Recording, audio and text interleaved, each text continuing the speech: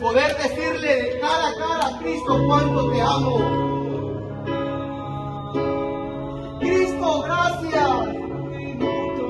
Gracias, Padre, por haber enviado a tu Hijo a morir por cada uno de nosotros.